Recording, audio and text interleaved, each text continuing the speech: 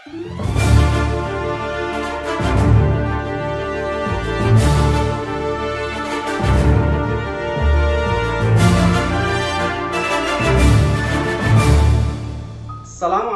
warahmatullahi wabarakatuh. Berjumpa kembali bersama saya di Sahabat Matematika Channel belajar matematika yang setia menemani kalian belajar agar hebat dalam prestasi. Yang pada episode kali ini kita masih melanjutkan pembahasan materi aritmetika sosial. Adapun subbahasan yang akan kita sajikan pada episode kali ini adalah bunga perbankan. Nah, karena itu siapkan pikiran, hati, dan diri kalian untuk benar-benar fokus dan hadir mengikuti sajian berikut dengan seksama dan sepenuh hati. Namun jangan lupa subscribe, like, dan komen, serta share, dan juga tekan tombol loncengnya.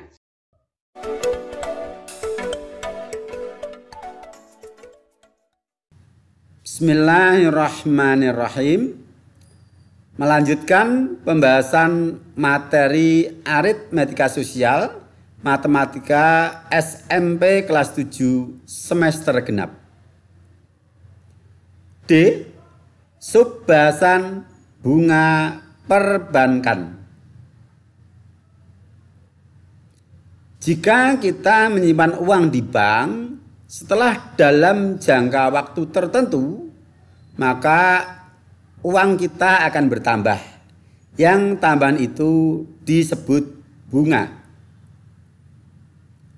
Jenis bunga tabungan yang kita pelajari di bangku SMP adalah bunga tunggal.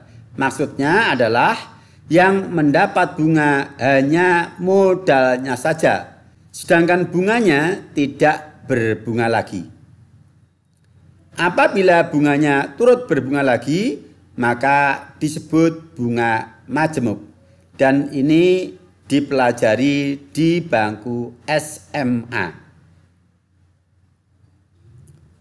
Suku bunga tabungan biasanya dinyatakan dalam persen yang berlaku untuk jangka waktu 1 tahun, sehingga sering disebut dengan istilah suku bunga tahunan.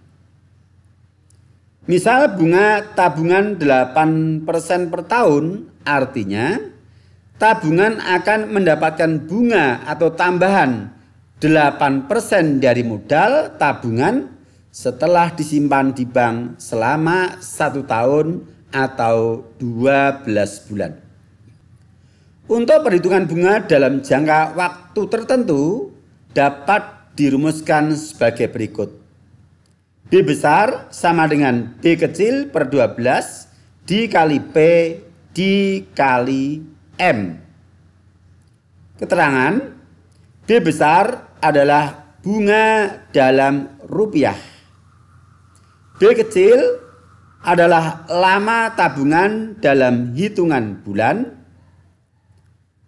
P adalah suku bunga per tahun dalam persen. Dan M adalah modal tabungan atau modal pinjaman.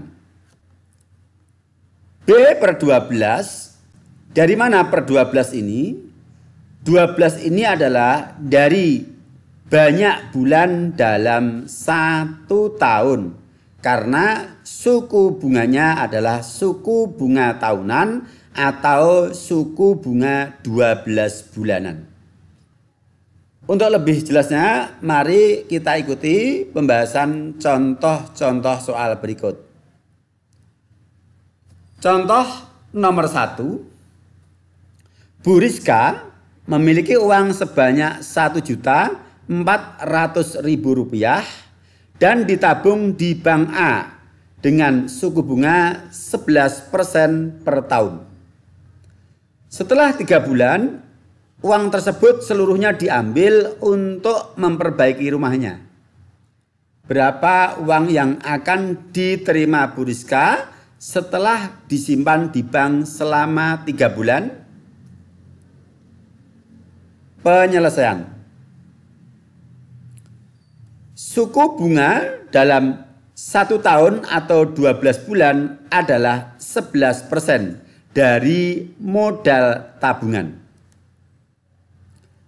Maka bunga tabungan untuk 3 bulan dapat dihitung sebagai berikut. Rumus bunga adalah bunga sama dengan B kecil per 12 dikali P dikali M. B kecil adalah lama tabungan dalam bulan, yaitu 3 bulan. P adalah suku bunga dalam persen, yaitu 11% atau 11/100. Dan M adalah modal tabungan 1.400.000. Kita substitusikan sama dengan 3/12 dikali 11/100 dari 11% dikali 1.400.000 rupiah adalah modal tabungan.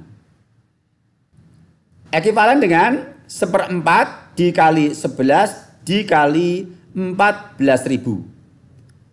14.000 adalah dari 1.400.000 dibagi 100. 1/4 adalah bentuk sederhana dari 3/12. Hasilnya sama dengan 38.500. Maka besar bunga yang diterima selama dalam 3 bulan adalah 38.500 rupiah. Sehingga jika uang Bu Rizka diambil seluruhnya, uang yang diterima adalah modal tabungan ditambah bunga sama dengan 1.400.000 ditambah 38.500 sama dengan 1.438.500 rupiah. Nah, begitu ya. Ingat konsep bagian yang ditanyakan per bagian yang sudah diketahui nominalnya dikalikan nominal bunga untuk 1 tahun yaitu 11/100 dikali 1.400.000. Bagaimana? Bisa dipahami? Sedikit-sedikit. Baik, biar tidak sedikit-sedikit, kita berikan contoh yang kedua. Nita menyimpan uang di bank dengan bunga 13% per tahun.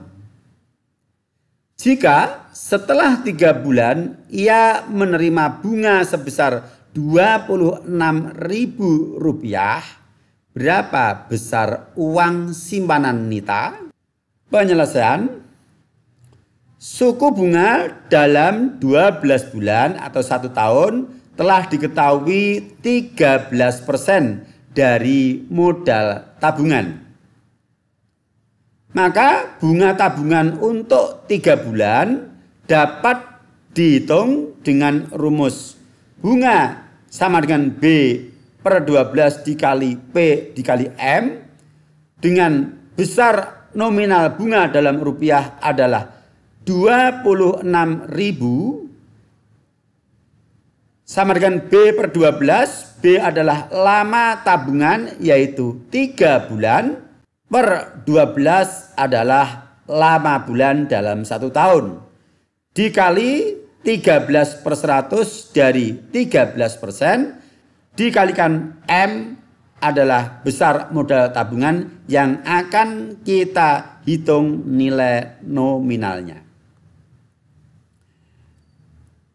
Ekuivalen dengan 26.000 sama dengan 1/4 bentuk sederhana dari 3/12 dikali 13/100 dikali M, pembilang kali pembilang, penyebut dikali penyebut.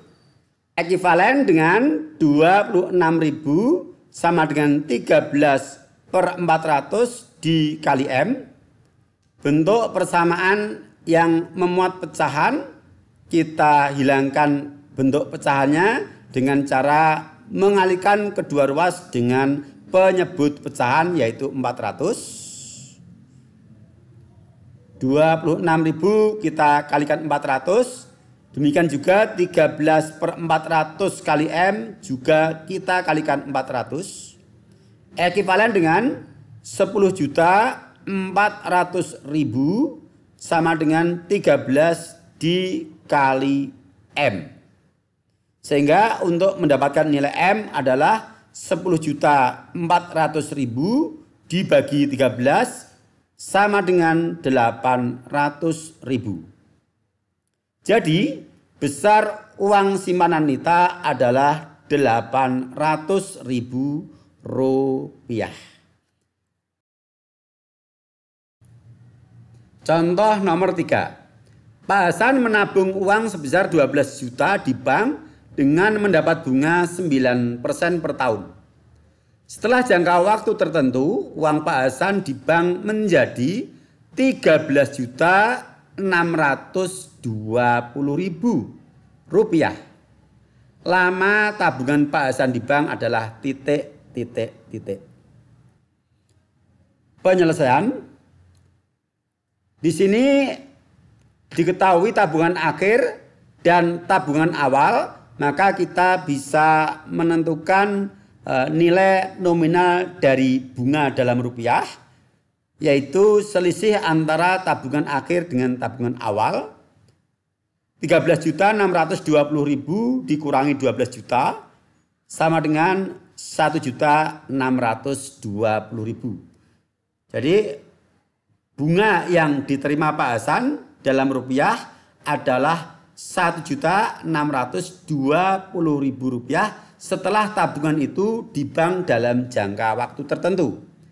Sekarang kita akan menghitung berapa lama uang itu telah tersimpan di bank sehingga mendapatkan bunga 1.620.000. Kita gunakan rumus bunga, yaitu bunga sama dengan B/12 dikali P dikali M. Dengan B adalah 1.620.000. Lama tabungan yaitu B kecil akan kita cari. P adalah suku bunga dalam 1 tahun 9% dan M-nya adalah 12 juta. Kita substitusikan 1.620.000 sama dengan B/12 dikali 9/100 dikali 12 juta. Di sini kita coret 02 sehingga nolnya tinggal 4. 12 dibagi 12 adalah 1.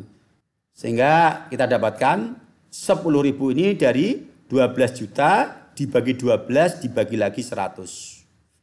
Kita dapatkan sama dengan B dikali 9 dikali 10.000 atau ekuivalen dengan 1.620.000 sama dengan 90.000 dikali B.